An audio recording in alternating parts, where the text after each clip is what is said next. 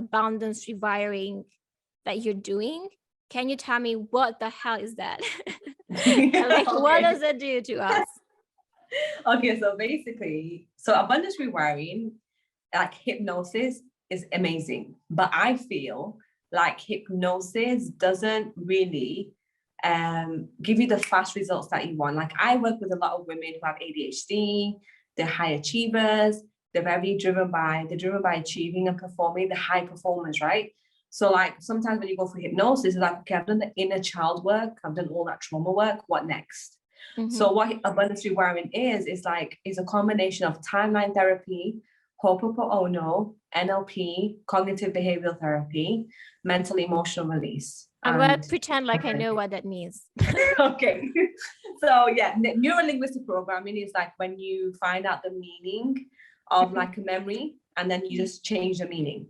Cognitive behavioral therapy focuses more on the habit and breaking the habit than focusing on the beliefs. Timeline therapy is similar to hypnosis, but you're just removing bad memories from your timeline in your past. Ho'oponopono is about the energy work. So, you know, when you do EFT tapping, or like when you're changing your energy field, like quantum healing, that's more to do with that. And mental emotional release is about removing the suppressed emotions that you held with the memories, the bad memories. So basically, I combined all of that together. And what I did is I created abundance rewiring. I was like, this is going to be the best formula. And I tested it. I've tested this formula on like 300 people now. Wow. And it's worked every single time. Yeah, 300 They're people. all alive and living. All alive and living, and they're living their best lives as well. Yeah, they have moments where they have downfalls, but they don't go back to the point where they hit rock bottom. That's the key. Like I've worked with people who just had hypnosis, but they still hit rock bottom and they don't want to go back to that place. So what I do in abundance rewiring is, number one, I remove the disempowering belief in your subconscious mind. So I take it out like it's a weed. Okay. Then I install a more powerful belief. So for example, if the belief is I'm not good enough, then I install the belief that you are good enough, right? Then the second step is I get you to cleanse your energy. Now, what happens is, this is the reason why hypnosis, this is why sometimes people fall back into bad habits, because if you need to clear your energy. What happens is when your subconscious mind has the disempowering belief, it releases toxic energy around it. It's like fumes, like if something was polluting your mind, you're going to have fumes around it, right?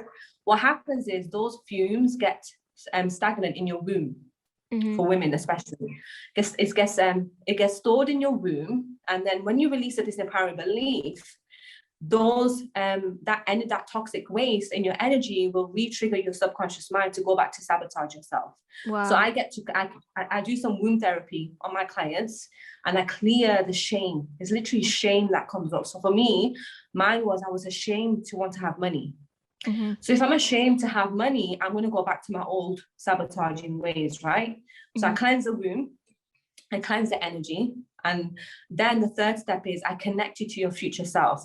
Now, this is the most beautiful part of abundance rewiring. It's like I reunite you together with your child, your present self, and your future self. And you become one big family, and you all go together on your journey together. And it's such a beautiful experience. All my clients have gone through it.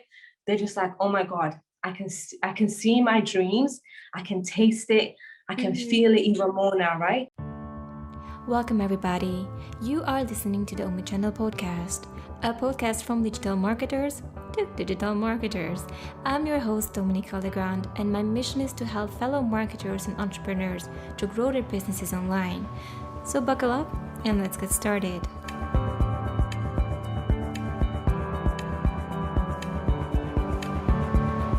So I'm super happy you're here, honestly. And I think the first question, what I wanted to ask you before we get into the meat and potatoes of the subject, right, is like, how did you, walk me through your origin story. Like, how did you get where you are now? And we can talk more about the mission statement of the burnout pussy power, because that's like a different story. But like, just walk me through of like, how did you get where you are right now? So basically for me, I've been doing a lot of this like mindset stuff since I was young, since I was like 13, 14, maybe. I remember actually my mom, she introduced me to like the world of the mindset of millionaires when I was 14. She gave me a book by David Schwartz, The Magic of Thinking Big. And that's the book that I really actually listened to that one. That's a really good one. That's a good one. She gave it to me for my 14th birthday. Like, she was like, read this book. And because I had this, when I was 5, actually, I told my mom that I want to be a millionaire. Like, I want to be really rich. That's when I was 5. And so my mom always knew about me, like my desire to make it big. So I remember she gave me that book and she was like, listen, you want to be a millionaire? Read this book. I think it'll help you. And then when I read the book, and I read it like within a week, I read around 5 books a week. So I'm a very fast reader. And I remember reading that book and thinking, wow, to become rich, it's just the mindset. That's it. It has nothing to do like with the effort. Yeah, obviously you put effort, you have discipline, but the main key of the whole millionaire, billionaire movement is that you decide that you're never going to give up. And that requires your mindset to be at a certain level where you don't play victim, you don't blame, and you take responsibility, right? So and I was bullied a lot in school, and my mom always had this, she always pushed me. She was like, I know you're getting bullied, she sympathized with me, but she said to me, I don't want you to give up. Like, just go back the next day to school, look at these people in the eye and let them know that they can't bring you down. So I was always like, my mom raised me with this resilience, that no matter what, you can control the way you respond to a situation. That you can either choose to allow people to tell you that you're not good enough, or you can choose to believe you're good enough yourself and let everyone else conform to your mindset. That's how my mom raised me. So that obviously as time went on, going to relationships that weren't really good for me, going to very toxic relationships. And then I got to a point in my life when I was like, I had a corporate job, I was a teacher, and then I lost that job because I took some time off work when my mom passed away. And that's when I realized that, wow, I don't really mean, like, the way I see the world is not how people see my world. And that's when a lot of things broke down for me. And I was like, okay, let me go back to what I remember. And when I went through hypnosis, that's when I realized that, oh my gosh, I've always wanted to be a millionaire, but I ignored that calling to try and please people, to try and make other people happy, to try and fit in. Like, I was always trying to fit in because I felt like I didn't belong.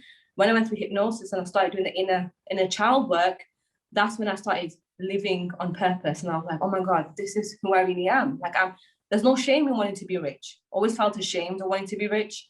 Always felt like it's bad to want to be rich. And then when I went through hypnosis, I was like, nah, there's nothing wrong with it. It's cool. It's okay to be rich. So that's basically my journey. And then obviously, like, I went to, after I did all that inner work, I started working with people, with women.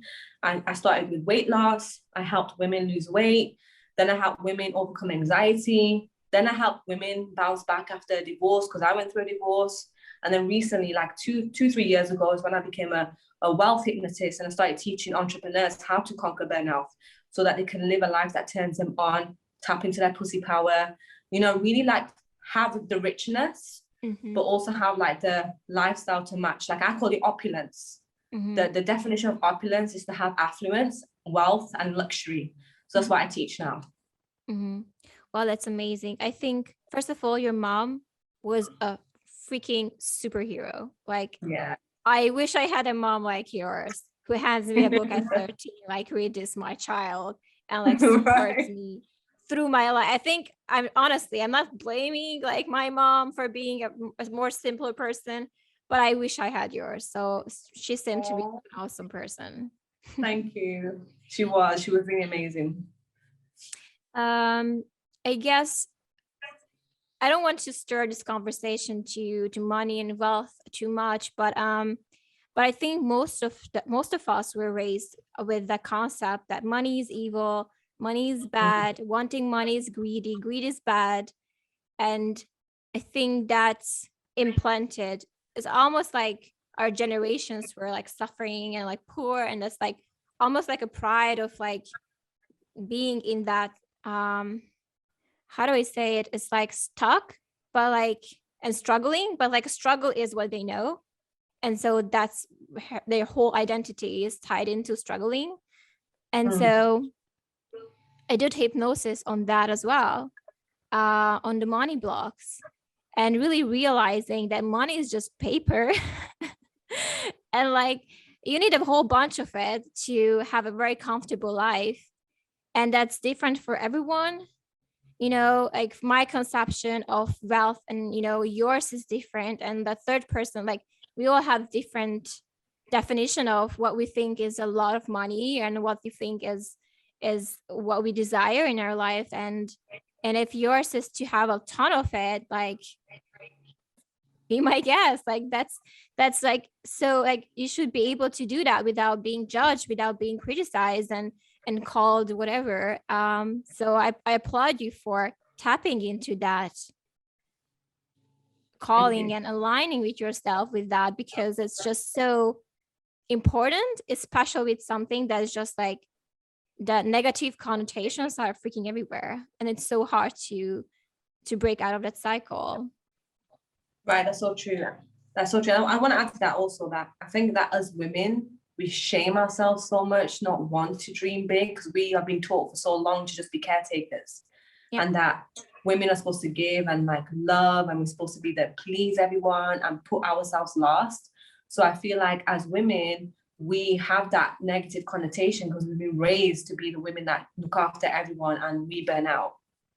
Yeah, no, I think it's so true. And I would add to that is that dimming your lights and like holding back into what you are is so common just to fit in, right? Like, you would think that, and I feel that a lot of times when I'm dimming myself around people, is that I'm not hanging out with the right people. Because if I have to dim myself, then that's probably because it's not the right people. I need to be surrounded by people that I can not dim my light and be myself and still not feel like I'm too much. And I feel like that's, I don't know if you ever felt like you were too much. Yes. You had to like, all fuck, the time. I'm too much. Yeah. Oh my gosh, girl, I'm so glad you touched upon that. I've always felt like I'm too much, even in school. Like, the things I used to come out with, like, I'm gonna be famous. I used to do autographs, and people used to laugh at me, like, you're too much. Like that, like the way I talk sometimes, like, you know, I'm very passionate about certain things, and people like, I can't handle your energy. I don't know how to handle it. And sometimes, like, if you're not around them, like you mentioned, if you're not around the right people, they're gonna view you as a threat rather than someone that you can ally with. Yeah, and that's so dangerous, because you think there's something wrong with you, and you might think, oh my God, I need to hold back because I'm too much. But no, you're not. It's just you're not hanging out with the right people. And so that's so important to surround yourself with who you can be, your authentic self, and like create that circle. And just like, people will naturally fall out, whoever are not supposed to be there anyway. So that's cool. I guess. Right. Exactly. Anyhow, so let's talk a bit more about this mindset rewiring, abundance rewiring that you're doing. Can you tell me what the hell is that? Like, what does it do to us? Okay, so basically, abundance rewiring, like hypnosis, is amazing, but I feel like hypnosis doesn't really give you the fast results that you want. Like, I work with a lot of women who have ADHD, they're high achievers, they're very driven by achieving and performing, the high performance, right? So like, sometimes when you go for hypnosis, it's like, okay, I've done the inner child work, I've done all that trauma work, what next? So what abundance rewiring is a combination of timeline therapy, Ho'oponopono, NLP, cognitive behavioral therapy, mental emotional release. I'm going to pretend like I know what that means. Okay. So yeah, neuro-linguistic programming is like when you find out the meaning of like a memory, and then you just change the meaning. Cognitive behavioral therapy focuses more on the habit and breaking the habit than focusing on the beliefs. Timeline therapy is similar to hypnosis, but you're just removing bad memories from your timeline in your past. Ho'oponopono is about the energy work. So, you know, when you do EFT tapping, or like when you're changing your energy field, like quantum healing, that's more to do with that. And mental emotional release is about removing the feeling, the suppressed emotions that you held with the memories, the bad memories. So basically, I combined all of that together. And what I did is I created abundance rewiring. I was like, this is going to be the best formula. And I tested it. I've tested this formula on like 300 people now. And it's Wow. worked every single time. Yeah, 300 They're people. all alive and living. All alive and living, and they're living their best lives as well. Yeah, they have moments where they have downfalls, but they don't go back to the point where they hit rock bottom. That's the key. Like I've worked with people who just had hypnosis, but they still hit rock bottom and they don't want to go back to that place. So what I do in abundance rewiring is, number one, I remove the disempowering belief in your subconscious mind. So I take it out like it's a weed. Okay. And then I install a more powerful belief. So for example, if the belief is I'm not good enough, then I install the belief that you are good enough, right? Then the second step is I get you to cleanse your energy. Now, what happens is, this is the reason why hypnosis, this is why sometimes people fall back into bad habits, because if you need to clear your energy. What happens is, when your subconscious mind has the disempowering belief, it releases toxic energy around it. It's like fumes, like if something was polluting your mind, you're going to have fumes around it, right?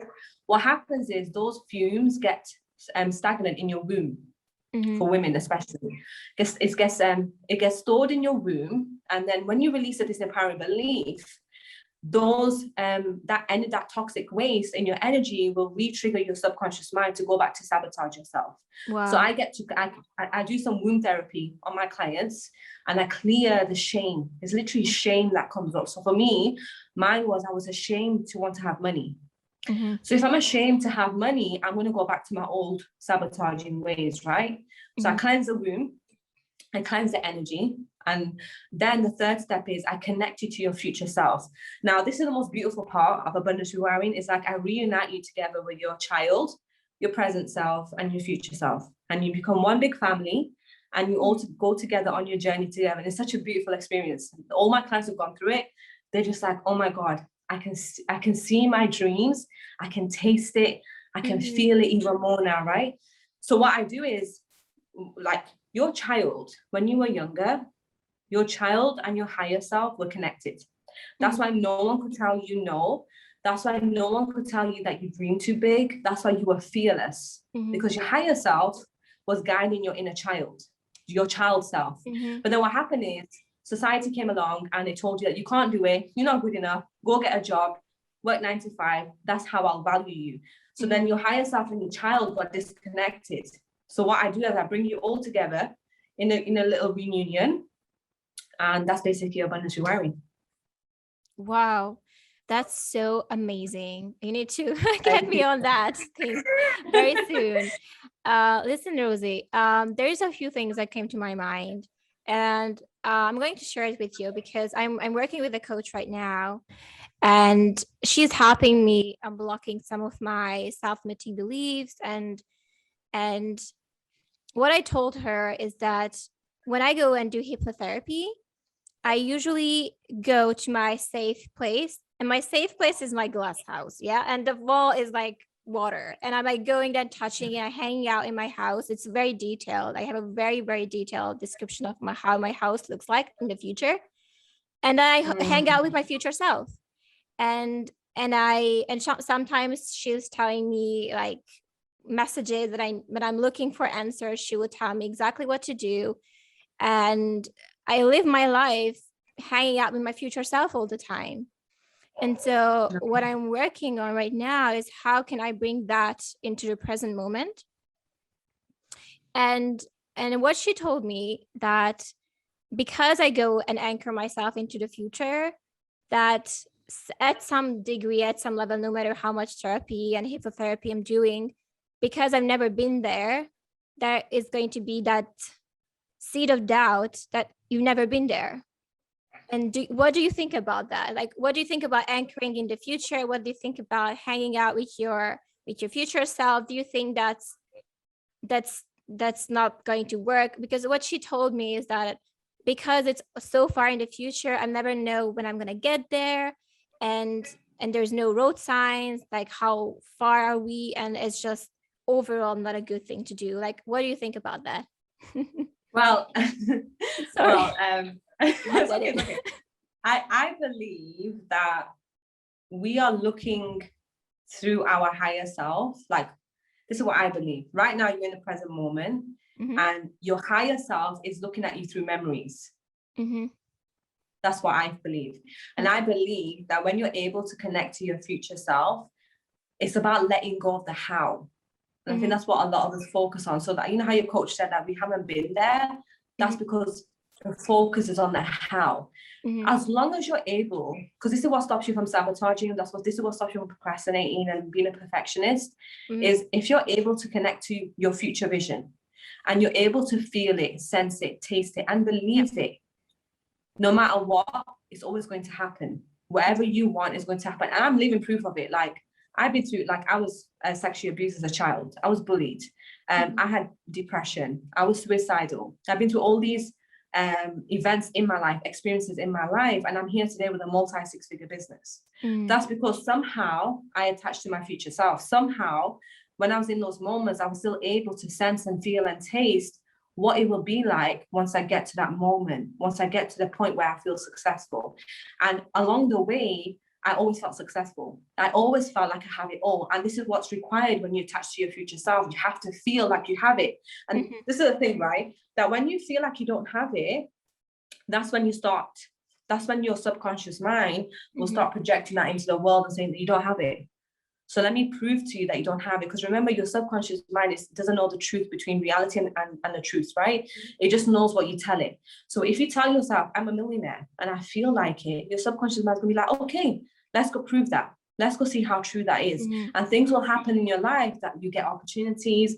Like I'm on a podcast with you today. This is an opportunity for me because I keep telling myself I'm an expert. I'm a millionaire. People listen to me. People like want to hear my stuff. I'm not telling myself that, maybe not. This is not going to work. And it requires me to always be my future self.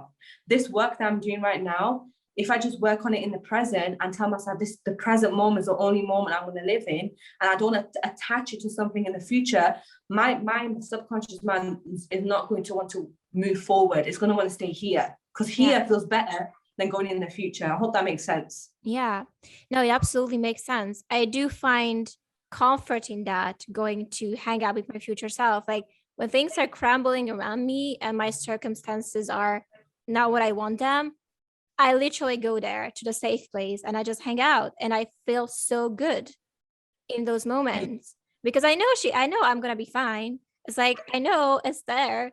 It's just right now it's not, I guess. And my question is like, how do you bridge the gap to embody that in the present moment? And what do you personally teach your clients to do? And what do you do yourself? So the number one thing I do is affirmation. So I ask for affirmations. So I say, why am I rich? Like, why am I rich? Why am I happy right now? Why do I always get what I want? And then I say to myself, of course I'm rich. Of course I'm wealthy. Of course I'm an expert. Of course I have everything I want. So I ask the why and I follow it up with of course. And what that does is it gets me out of my stuff, my shit. Like, I'm feeling sorry for myself, telling myself, woe is me.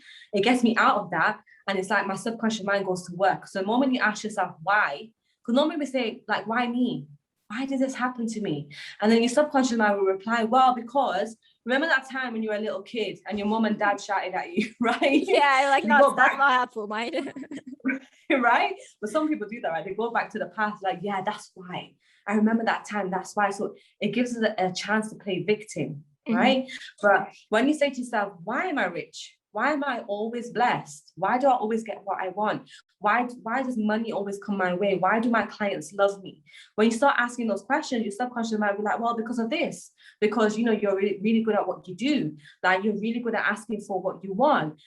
You know, remember that time when you asked for 100K and then your client gave it to you, they said, yes, I'm in. So your subconscious mind starts looking for answers. Just remember, your subconscious is a you ask it a question, it's going to provide the answer. So it's better to ask yourself better questions than to bring yourself down, right? It's so crazy. I think Tony Robbins said, if you ask your mind a lousy question, you're going to get a lousy answer. Right. It's like, why am I fat? It's because you can't stop stuffing your face. That's why. Like, instead of asking, how can I build a habit of working out? Well, what you can do, you know, sign up to the gym and like show up every fucking day, and then you will lose weight. Right. So those questions are really important. So just to summarize what you said is that in those moments, in order to embody the future self, like the higher self, is that you have to ask yourself those questions that are not lousy questions, and then have your answers and really embody that. Whatever you're saying, you're gonna get those and so do you have to do anything else besides that? Like, I don't know. You can. So for me, it depends on like how you learn. So for me, I'm very visual, and it also depends on your love language. So if your love language is like words of affirmation, yes, it is. Yeah, it depends on how you receive love as well, because sometimes you'll be doing things because you want to feel love, but you just don't know what makes you feel loved. So some people do meditation, some people meditate, some people do EFT, journaling. I find journaling, because I'm really good at writing. I love writing. Journaling for me and asking questions in the moment. Like in the moment for me, what works when I'm having like a terrible day, or like I feel like I'm going down that road of sabotage, asking affirmations works. Then when I feel like I'm about to, I can feel it creeping up, I journal. Right. So what I would say to people is also don't.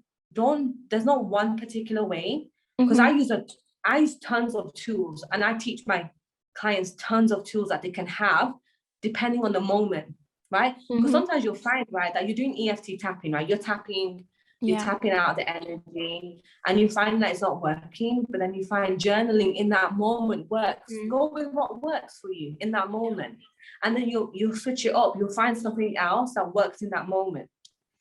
Wow. Okay. So it's really specific for people. It's not like a one you go and do now. Yeah. It depends on what is working for you personally. Okay. Of course. So let's talk about let me just look at the topics here really quickly, because I noted all of that. I don't want to miss anything. So, okay. What does it mean to tap into your pussy power? Oh, girl. Okay, now we get into it. Okay, I love saying the pussy power, because I feel like as women, we have been so castrated for such a long time. I think about it. Women, even when I read recently, not recently, like a while ago, that female entrepreneurs still get paid less than male entrepreneurs. Can you imagine? You're an entrepreneur. You came out of the 9-to-5 capitalist, patriarchal society, so you can go make money, and you're still earning less. So I realized it's because, number one, us women, when we are in survival mode and we build a business around surviving, we burn out very quickly. What we need around us is things that turn us on. And that's what I mean by tapping into your pussy power. Because your biggest turn on is experiencing pleasure as if you would have an orgasm. That's what drives women. What drives us women is having fun, feeling excited, and feeling turned on. And if you are building your business like a man would, because men can work 24/7. We work around our menstrual cycle. We can't work 24/7. It's impossible for us. But then we shame ourselves if we can't work like a man. So you need to use your divine pussy power to go and find what turns you on. So for me, what turns me on is like jet skiing. I love jet skiing, makes me feel free. Going for a drive makes me feel free. Going for a massage, spending like £100 or $100 on some food, like that's what really turns me on. It excites me. But the thing is, what women do is when they're building their business, they castrate those elements to them, because they say, no, I have to be like a man. I have to think like a man, be like a man to build this business.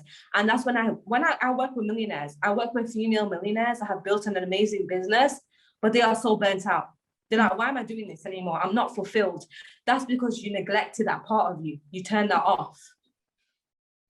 And what do you think? You said in order to turn it on, you need to do things that actually turn you on, like your hobbies, like whatever, works for you. I guess my question is, when it comes to reaching that stage, like, is this something that you turned on and you go back to your business and you're crushing it? Or how would you connect the two together? Or is it not working 24/7, but like letting yourself have those fun experiences at the same time? Exactly. That's what it is. So what we do as women, we shame ourselves for wanting to have fun.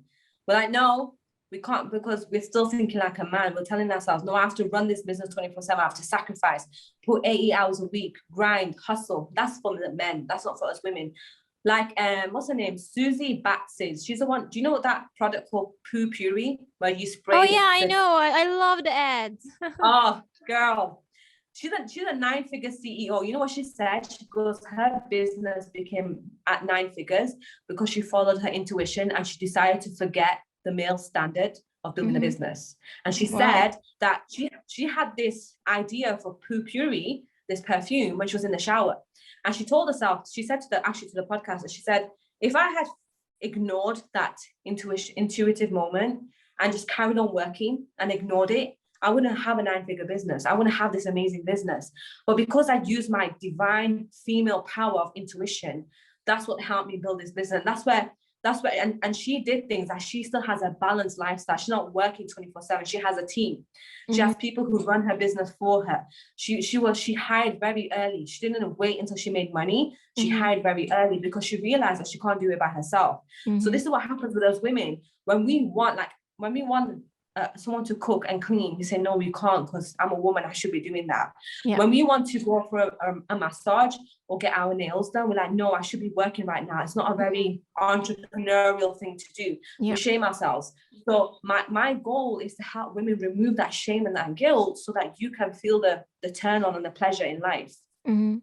That's so important. By the way, just going back to the poopery, like Harmon Brothers directed their advertisement on YouTube. You have to watch it. If you haven't seen their ads, it's fucking yes, it's like one of my favorite ads.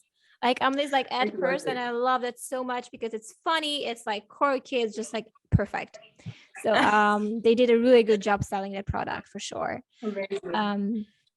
So you mentioned that obviously we try to fit it into society that's male dominated, right? And we try to shame ourselves for not being able to, work that much. And like, even if we do, we try to push ourselves into a role. It's so funny that you say that because I always said, like, I used to be that I cook for you, I take care of you. And I'm like, we got catering for that. Like, oh yeah, the cleaning lady can do it for like super cheap. I'm like, yeah, let's get some, in-house people that can do the cleaning, cooking. Like, I'm sorry, but it's just like, and I get so much shit for that. I can imagine. I get so much shit for that. Like, what the fuck are you talking? Like, it's just like you have to know who to share those like visions for, because like that's why you have catering. And you know what, those caterers, they love cooking. And it's like they're like, who am I to, if I'm paying for that, it's like they should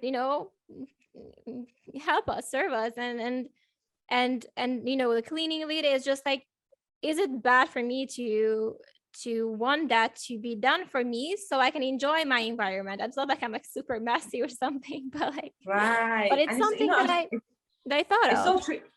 And it's so true that you said that like people don't share that vision. I don't think that's crazy. Like us women should have it hard. Like, come on, we bear babies. Right? we risk, we have to lower our standards to get into a relationship. Like we're doing ourselves a disservice every single day, right? Like we're trying to fit in. So like when people say that, oh, you should be doing everything yourself, because there's a belief in society that women should have it hard. That's really like, it's really interesting that we have that belief. It comes from generations ago. It comes from so many like famine, war, whatever happened in the past. We are carrying those beliefs in this society right now. And now that we live in a society where this technology is available at the touch of a button, why should us women have it hard? And just like you said, that there's people out in this world who love cooking. So you're doing a disservice to someone who loves cooking, and you're stopping them from expressing their gifts because and like getting paid for it the title as well. Right, exactly, right. So that's why I'm saying like it's so insane. And I feel like, again, I've been hanging out with the wrong people that are like constantly like, judging me, like, are you crazy? And my dad was like, well, Domi, I guess you are like not walking anymore, you are like floating, and as if it's like a bad thing. What's wrong with that? I don't know.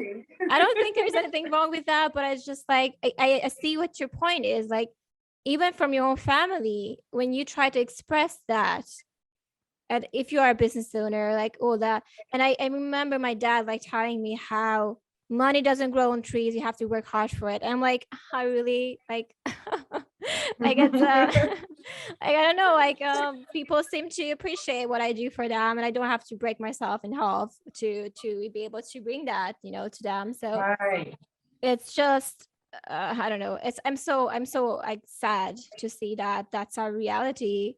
And that's just like, I'm so glad for you and for your existence as well, and to empowering CEOs and women CEOs to be to be leaving that shame and like even the weeding that out of them, and so they feel that they are not stupid, or like if to even think that they should not be doing all the heavy lifting by themselves. So I'm so glad that you exist. We need Thank to you so much.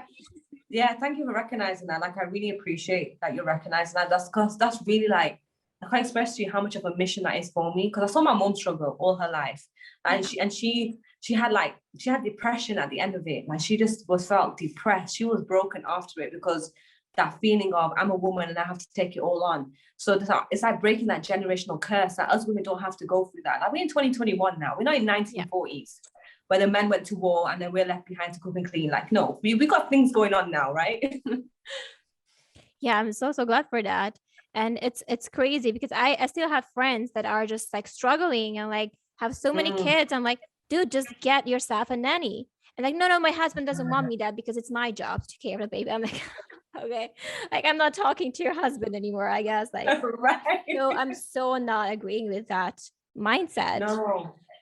Anyhow, yeah, that's like we can talk about it forever. I feel like it's just like it's infuriating. So I do we need to clone you? Like, do you like right? I know like it's like science, like how they're doing, but we need to clone you somehow.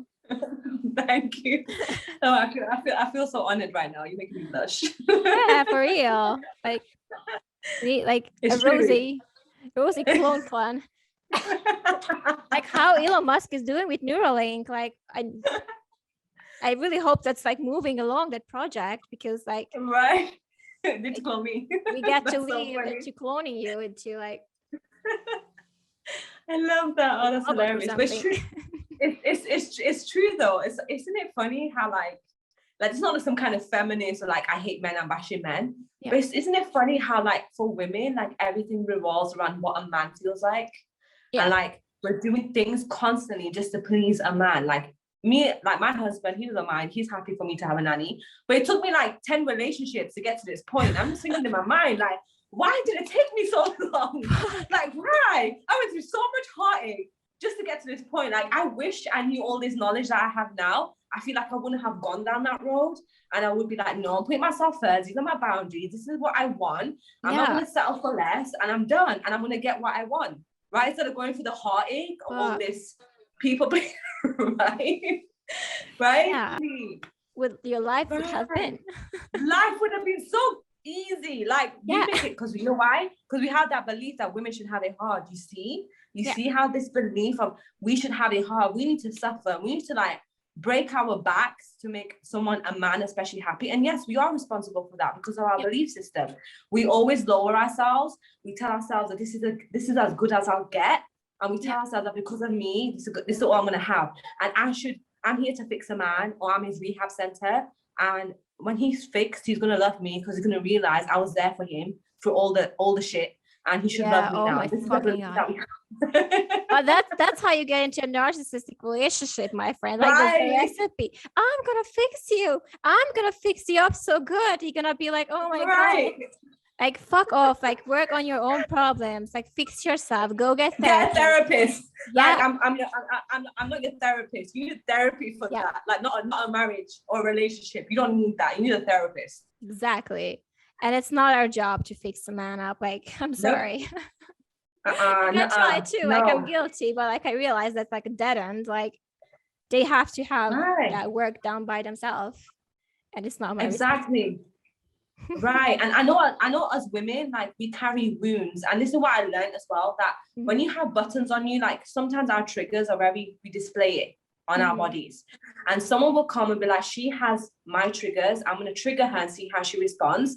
And if she responds in a way that makes me feel good about myself, I'm going to go for it. This is what we both do, like, in a relationship. We look at a man, we're like, oh my God, he gives me butterflies. Those butterflies are traumas, girl. Like, you need some traumas that you need to heal on. Like, that's not butterflies. Like, the man should make you feel like peace, and calm, not chaotic, right? But we go for the chaos because of these belief patterns that we have in our subconscious. It's so crazy, because even I read that, like, narcissists, the reason why they're so addictive is because they keep you on your toes.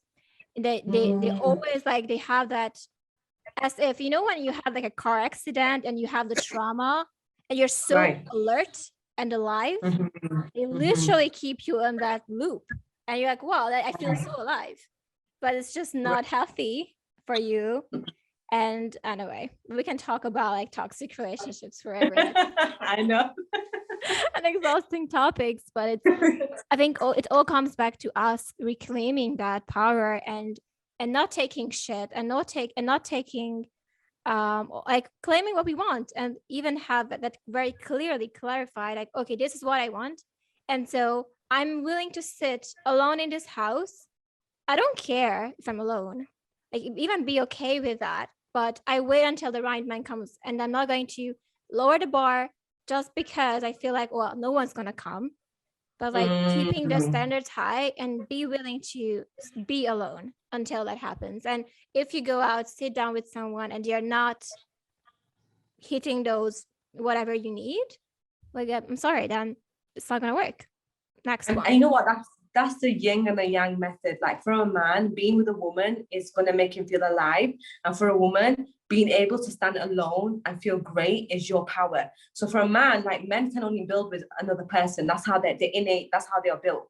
For us women, we can be alone, but we will build with someone that's going to bring us calm, and we're going to only build when we feel so powerful being alone. When I got divorced, I was alone for 3 years, and there were guys, there was prospects, there were people wanted to get with me, and I was like, nah, I'd rather just be alone, because if you're not going to I'm at peace right now. If you're not going to match my peace, then I don't want it. And then when I was able to like be okay with that, that's when things fell into place, and that's when I met my husband. Like, we got married in 10 days. That was just like we met over Instagram. He DM'd me about my business. About you slid into the DMs, okay? Oh girl, I need to get that. Because we have a baby now, right? He's a year old, and I need to get that t-shirt where I say, no, I started in the DMs and now we're here. Like, that's literally what happened with me and my husband. And we've been together for 2.5 years, and it's been it's an amazing relationship. There, yeah, we have our ups and downs, we have our arguments, but because I'm at peace being alone and he's at peace being with someone, like, he wants to be with me. He don't want me to like chase him. He wants to build with me. That's what makes it a powerful dynamic. Yeah, and you know what? It's so important, because then no one's happiness depends on the other person, because you are whole as you are. And I think that's so important, to be like, I'm cool either way. Single in relationship, that doesn't change. Like, I am like that unshakable within myself. And I think a lot of people, like, even so fearful of like, what would that be if I'm just by myself? Like, I need a partner, like that craving that I need someone, because like, but I don't know, I think it's a mindset thing. Like, can you, of course you can exist without a man. Of course. There are toys for that, and you can, like, whatever, it's fine, you can make it happen. Let's get a hobby. That's the essence of living a life that turns you on. Like, imagine if me and my husband, like, God forbid, able to divorce or like leave, I would be able to like move on with my life, and I wouldn't feel like oh my God, I'm broken. Like, yeah, I would feel hurt. Yeah, I will be upset, but it's like I want to get to a point where I'm so broken and so depressed, I'm just destroying myself through my grief. That's what a lot of women do, because they weren't ready to be alone. And if you're okay being alone and you see that as something powerful, that's when, like, in your world, no one can destroy what's within you. Because remember, your internal world is what's reflecting on the outside. Yeah. If you're constantly looking for someone outside of you to validate you, you will never feel fulfilled inside. You will never be at peace. Yeah, and that's so true. And I think it's, first of all, it's hard for women to understand that, and it's harder to actually apply that in their life. So what do you think, in your perspective, are like ways to empower that, like embody that I'm okay? Like, what do you think, what would you suggest for your clients as well to be embodying that? So I would say to, like, this is what I did. This is my personal journey. I went back and I went through what I overcame. So I overcame attempting suicide. That's like one of my biggest achievements in life. I attempted suicide. It didn't go through. And there's a reason why, because I didn't fulfill my purpose yet. So I look at that. I always look at that with, wow, if I was able to survive that, what makes me think I will not be able to survive anything else? Like, I have something within me. I have a gift. I have purpose, and I'm going to live for that purpose. And that's the second thing, living for your purpose. Have a purpose in mind. Your purpose isn't Like a lot of women say, I just want to be a homemaker. That's great. But what purpose is it fulfilled within you? Is it having a family? Is it like leaving a legacy? Is it having generational wealth? What is the other purpose behind it? And then another thing I will say to women is like, ask yourself, what's the deeper why? You know how Simon Sinek said, like, find your why? Yeah, start with why. Start with why, but there's a deeper why. There's always a deeper why. So for me, it's like, I'm building this business, not just for me, but for, number one, for people to see that you can overcome anything. Like, it doesn't make you, it doesn't break you. I mean, it doesn't break you, it will make you. And secondly, so I can leave behind generational wealth for my children, because I never got that. That's my deeper why. So when you, and fourthly, digging into your traumas. This is a big thing. A lot of us seek people to avoid our traumas. We seek things, like we seek pleasure, we seek addictions, we seek people to avoid what's going on within. So when you're able to look within and realize that you are messing up your own life, it's on you. It's on you. It's on no one else. You are messing up your own life with the thoughts that you have and the beliefs that you have. And you're able to go deep within and just excavate your soul, release all that pain, that rejection, that betrayal, that grief, that fear. Release it all, cry it out, punch your pillow, get mad, but then tell yourself, I'm going to get better. I'm going to move on and get better. Yeah, I think that's so powerful. I remember, like, usually I'm such an independent person in the sense that I even pride myself on that I can cry like a baby and like snap out of it, like, let's go back to work. So right, I love that. And it's I thought that was me being cold. Like, how can I turn that on and off? And is this a problem that I'm able to do that? How can I just like a surgeon, like you have a patient and you have to be in that mode when you're, and I'm working, I can't be emotional and think like, oh, this patient is like my mom or whatever, you know? So having that ability as to alternate between when I need to be cold, when I need to be like on my game, and when I need to let go. And so I used to think that's a problem. Like, there's something wrong with me, seriously, for having that coldness. But it's like a part of myself. It's like a little darkness that is just like yeah. And you know what, the most crazy thing, Dominica, I know, like right now a lot of people are saying about feminine energy, like just being your feminine, but do you know what happens when you're too much in your feminine? You start getting emotional and you start becoming a victim, start blaming. That's too much feminine. You need that coldness to carry on. You need your masculine. That's your healthy masculine, and you have a healthy feminine. It sounds like you found your balance, like you found the balance, like, I'm going to cry, but I'm going to let it go. I'm going to cry, I'm going to feel, but then I'm going to be able to move on, because I realize if I stay stuck in this position, I'm not going to be able to move. And that's the key thing. Like, a lot of us think that feminine energy is being passive, let it flow, let it go. Yes, you do that, but you also have to move, that otherwise you stay stagnant. Yeah, to some degree. So let's talk about mindset and how your mindset, and I think that's like the marketing side, like let's cover that, and after I can ramble on like other things. But like we said, like mindset and like your business and marketing is like so important. Like, why do you think mindset and marketing are coming together, and like mindset and like business are coming together, and like what's your take on that, like in your experience with your clients, like what you have been seeing so far? So like for me, what I believe marketing is like showing people the real you, because people need to know who you are and what they're investing in and what they're buying, right? So the thing is, a lot of us don't want to feel vulnerable online. We don't want to be authentic because we feel like if I'm too real, people are going to criticize me, they're going to judge me, they're going to reject me. But the biggest mistake a lot of us do is that we create this fake persona around ourselves. I've got my life together, everything's great. Like, you look at me on my yacht, and then there's nothing wrong with that. But also, you need to understand that your clients want to see the real you. They want to see that you go through the same problems as them, but then they want to see how you overcome them. And this is where your mindset and your marketing comes together, and it creates this beautiful, powerful experience for your clients. Because remember, this, the only way that your clients can experience you through your videos and through your content. That's the only way they can experience you, way before they buy from you. So if you're not giving them an experience where they can relate to you, and they don't feel like the best example I can always give is Kylie Jenner. Now, people are talking about her marketing recently, that she created like this swimwear. It wasn't that great. And, you know, she didn't really listen to her clients. And people are now talking about Kylie Cosmetics. Like, she doesn't really reply to her fans. Like, she's just that type of woman that doesn't hustle like Kim Kardashian. Now, Kim Kardashian, she like listens to her client base. She's relatable. She messes up online. She shows her real self. Kylie's the opposite. So a lot of people are going through that motion right now where they're saying, like, let's cancel Kylie. Obviously, you don't want to cancel someone. Like, I don't believe in the cancel culture. But a lot of people like calling out Kylie for like who she really is. This is what I mean by being relatable. You have to be able to connect with your audience. You have to be able to connect with them through experiences that tell them, what have you been through? What have you gone through? What's the darkness that you've gone through that has made you the person you are today? And that's what I try to help my clients with. Like, when I help them get rid of those beliefs in their minds that if I'm authentic online, then I'll get judged. That's what I get rid of. And help them get rid of that belief so that they can go online and be vulnerable and will not think a second thought about it. That's powerful. Yeah, I love that you say that. And I think a lot of people, and including myself, have this. And I with my coach this morning, and she said, you know what, Domi, I know we're just starting out with your coaching, but it seems to me that you need to lose the mask.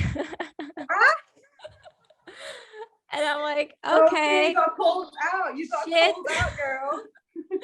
Shit.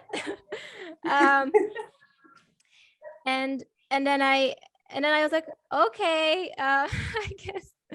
But like, so I think, again, being in this power of yours and embodying that, and like being used to like running your business, like making decisions, and as your CEO, I am a CEO as well of my own business. Right. But being in this mode, like 24/7, you kind of lose like where one stops and the real you begins. Yes, that's true. And so, like, what do you think is a good tactic for us to tap into that, who we are versus what we need to be in our businesses? And where do I begin as me, and what does that end? And like, what are the lines? Like, do we have to separate those two, or can we somehow bring the two together and be still authentic? Yeah, I believe that your business is your brand, but it's not here to solve your problems. So the number one thing I tell my clients is, before you post this, are you looking for validation? Are you looking for someone to say, oh my God, I'm so sorry you've gone through that? Are you looking for sympathy? Are you looking to play the victim? If that's the case, you need a therapist or a coach. You don't need to be online right now telling people about your business. Just one second. What I was saying about, okay, how do we not blur the lines? The way you don't blur the lines is by asking yourself that, am I looking to get validation by posting this or by saying this? And this is where the inner work comes in, because people think the inner work is just about dealing with traumas. It's also dealing with beliefs and thoughts that you have, right? And another thing I always say to my clients is that your business is not here to solve your problems. If you are feeling that I want to put this content out there because I want to say that, look at me, I'm better than everyone, or I want to say that, look at me, woe is me, you need like a coach or a therapist to help you work through those feelings. And then another thing with authenticity is like, be authentic, but be elegant with it. That's what you need to do. Like, and elegance is this. Like, okay, victimhood is this. Like, look at I went through this recently and I feel so bad. I feel depressed. I feel broken. Does anyone else feel me? You're going to create like a pity party. If you're going to put content out there, right, and be like, I went through this and this is how I overcame it, and I know you can overcome it too. That is you being elegantly vulnerable online. And that's what people are looking for. People are looking for you to be able to express yourself, but in a place of empowerment rather than from a place of like victimhood or pity. Yeah, that's a really good way to go about it. I think that's a really great way. So I guess not just like let's not talk like marketing necessarily, but that who you are as a person. Do you help your clients redefine that as well to who they are? Like that sense of like, I don't know who I am anymore. Like, am I this? And I think a lot of the times, and I'm very, very fucking guilty of that, because my brain works in a way where I seek to understand everything that's happened to me, my past. So this is how I gain control over the situation. So for me, if I had a narcissistic relationship, it's because, oh, cool. Let's see what's happening in my childhood. Oh yeah, that's because of that. That's why. Oh, that's codependent empath. Okay, cool. So getting all that labels in me, like I'm an introvert, I guess that's why I feel so drained when I'm outside. Like labeling ourselves, for me, that's like I'm so guilty, like as if like I'm boxing myself to I'm this, I'm that, I'm this, I'm that. And so you get to the point where, oh, I guess I understand why I do what I do, but I don't want that to be defining who I am, right? Right.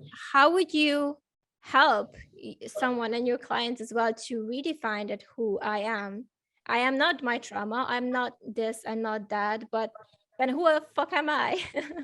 Like how would you go about then helping them as well, especially if they are like in their businesses as well all the time? That's what I mean, like blurring the line of like who I am, not just like in marketing as well. Of course.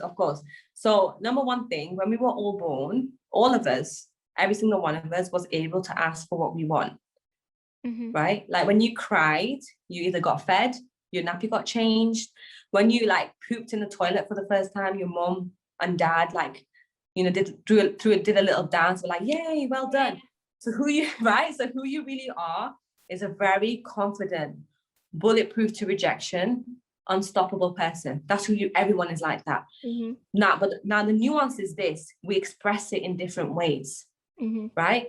So I express it through being able to get people out of their BS, getting people to see a different side to life, different perspectives, and getting women especially to get out of their shit and start living their best life. That's how I express mine. Yours is in a different way, right? Now what I do, like this is like what's so beautiful about inner work, is when I do like abundance rewiring on my clients, when I go through that 3-step process that I spoke about in the beginning, every single person I work with has been like, oh my God, I know who I am now. I'm this person who doesn't back down. I don't quit. I'm able to speak my mind and not fear rejection. That's what every single client of mine has said, that I know who I am now. Like after healing that certain trauma, especially where, and this is where it happens, when you're a child and you express yourself, your true self, and you get shut down, that's the part of you that tells you, okay, I'm not good enough. Like if my mom really loved me, she wouldn't have shut me down, and she wouldn't be telling me off for being myself.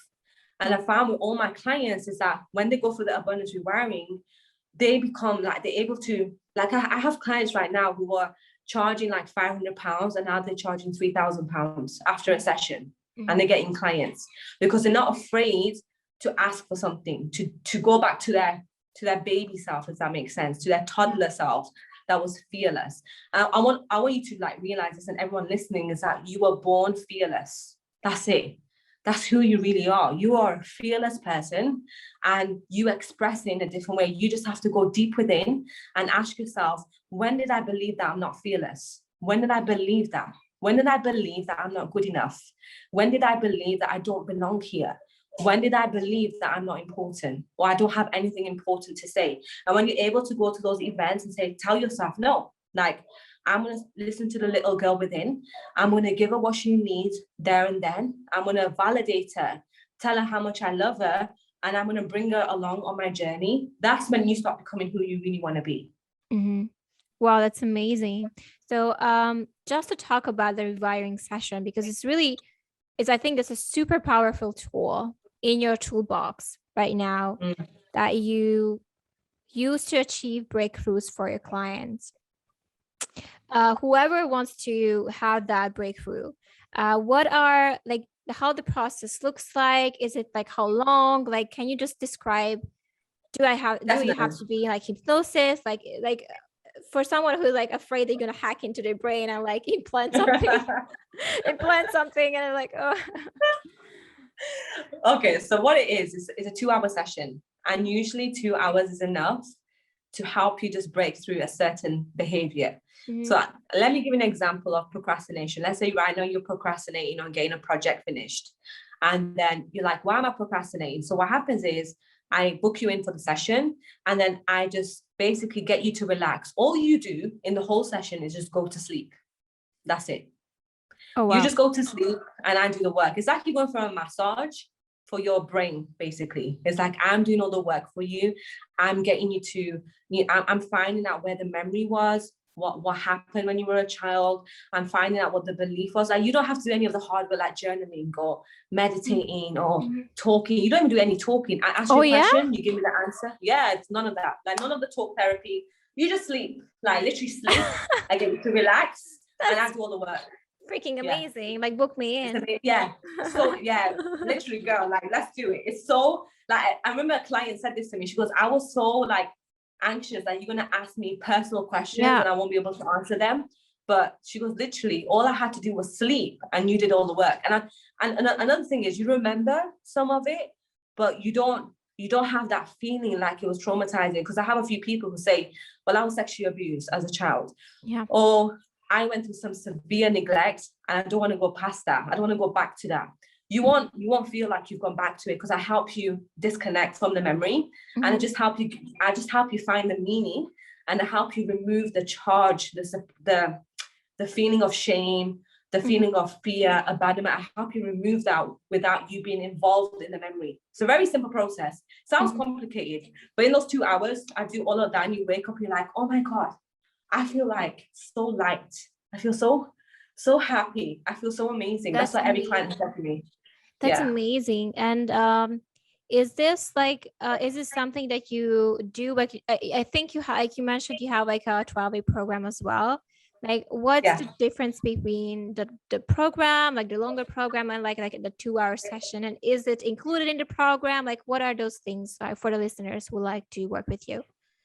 So I have a 2-hour session. The 2-hour session is basically, we focus on one behavior.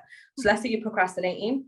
I help you find the reason why you're procrastinating, get rid of it, and then help you connect to your future self and do my 3-step process. If it's more than that, let's say you're procrastinating, but you feel like you're not perfect enough, and then you feel like a fake on top, and there's 3 beliefs that you have in your subconscious mind that require 2-hour sessions each. So then that will be a longer package. So I offer 3-month packages, 1-on-1, and I offer 6-month packages, 1-on-1. Now, if it's just a 2-hour session, you get the 2-hour session and you get 4 1-hour coaching calls. So it's a 30-day package, 2-hour session, 4 1-hour coaching calls. And on those coaching calls, we focus on, I give you very powerful tools that you can use whenever you feel the procrastination creeping back up. If you feel the sabotage creeping back up, you have these tools that I teach you, and it helps you like stay at this new level that you're at. The 3-month package is the same thing. It works into 30-day sectors. So you have 2-hour session, 4 1-hour group coaching calls, and that happens every month. And we all in the coaching calls, we focus on what's coming up in your life, your behavior, and I teach you a tool. So the 12-week program is a sexy mindset makeover, right? And basically you're getting in a group setting. And I find there's people who enjoy the group setting. They enjoy being in a group. That's why I created the group, where you just get the same thing. You get the 2-hour session every month in a group setting. And I find that people who love being around other people get deeper healing as well, because they just enjoy being in that environment. So yeah, that's basically it. And like seeing like other people's having those breakthroughs as well. I think that helps for sure. Yeah. Yes, definitely. Well, that's amazing. I love all of that. I really hope that whoever's listening, like, they need to rewire their brain. Like, and here I am, like, okay, guys, I have like a freaking long list of things that I need to work on. I think it's gonna be a costly, it's like a costly, right. I don't know, 24-hour session for me. Like, I'm gonna be out. I'm gonna be like sleeping for 24. I don't even know if that would be enough. Like, I don't even where to start. And that's the beauty of it. Another thing, that technically there's only 3 disempowering beliefs that we have: that I'm not good enough, I'm going to fail, and I don't belong here. Once you get rid of all those 3 beliefs, you are going to be like a superhuman that is able to bounce back after every disappointment, after every failure. That's the key, right? You want to be able to bounce back. Like, you want to feel things, but you don't want to stay there. You don't want to feel depressed. You want to feel the moment. Just like you mentioned, I cry and then I move on. Yeah. Right. And a lot of people sometimes can't do that because they feel like, why me? Why is this happening to me? This shouldn't be happening. I'm failing. I'm a bad person. I feel so embarrassed. All those things come up. That, right? Right. And then that's because of your childhood. It has nothing to do with what you are right now. and you just need to reprogram that. Wow, that's so good. I've been just listening to this book called The Big Leap, and the Big Oh Leap, yes. and the Big Leap is basically treating this problem of upper limits, right? Like when you want to grow and extend into a certain part that's like reaching your upper limit, is when you sabotage, right? That's why like whoever won the lotteries, they go broke and bankrupt. Whoever had success, they fuck it up somehow. And so how to not move into, like, how can I move past my upper limit and still expand and not, mess up and sabotage? I think that book itself treated, like, I think one of them was worthiness, like those obstacles that are, and one of them was worthiness, and I need to pull the rest of the list. But I think just like you said, I have it in my notebook because I'm noting from every book I'm listening to. But I think those are so important that we need that. Maybe I don't need like 24-hour sessions. Just that I need to get, yeah. So the first one is feeling fundamentally flawed. The second one is disloyalty and abandonment. Like if I'm getting into a certain success, I'm gonna be abandoned, or I'm not going to be, like, my friend's gonna leave me, like all of that, right? Third is believing more success brings more burden. Oh have that's what I'm going through right now. Really? Oh my gosh, girl, I'm going through that right now. Like today, I have another business that I have with my husband. It's a car business, and like this big thing happened in the business, and I was like, why does this always happen? Is it because I'm rich? Is it because I'm making money? Like, am I supposed to expect these things? Like, if I wasn't rich, I wouldn't be going through this. Like, that's how my mind was trying to sabotage itself, because I was telling myself, the more successful I become, the more responsibility I have to keep things together, to keep it all together. Yeah. So you need to work through that one. And I think the third one is the crime of outshining, which is basically when you feel like as a child, when you were too bright or something, when you were like showing that you're more than like smart or something, and you got, like bring down, like, oh my God, you're too much, right? Like you're too much. Like that fear of outshining, as if that's a problem when you are not dimming your lights, when you are being your authentic self. So I think those are the 4 hidden barriers. Actually, they call it hidden barriers. I know what, I love that book. That book is like, I read it every month, just so like I get new nuggets from it. It's an amazing book. Like everyone should read it, I think. Yeah. No, definitely. And not even just like those success and limits and like, but like a couple therapy standpoint, like I'm taking 100% responsibility for what went wrong, and I take 100% responsibility for resolving the issue. And like how that is such a shift in, like, you did this, you did that, I did that, like just like shifting even the blame, like dissecting it, 90% your fault, 10% mine. No, instead of like taking both 100%. Like even for me, that was like super like, oh yeah, that's a good one. Right. So true. Okay, so how can someone connect with you if they want to have those limiting beliefs weeded out? Do you have like your program that you're doing? Like, is it something that's ongoing? Do you have like launches? Like when can someone jump in, or do you like close launches? Like how is the structured right now? So with a 2-hour session, I have 3 slots available until December, till the end of the year. So I have 3 slots available for the 2-hour sessions. Once those slots get up, you mean 2 slots available? Please, oh, sorry, girl. Sorry. 2 slots available. See, look, she called it. Okay. I mean, I don't know. Let's see if I can afford it first, and then let's talk about it. I think I read like you have like 100,000 coaching, and I'm like, okay, cool. Yes. Is this the one? No, it's not that one. Okay.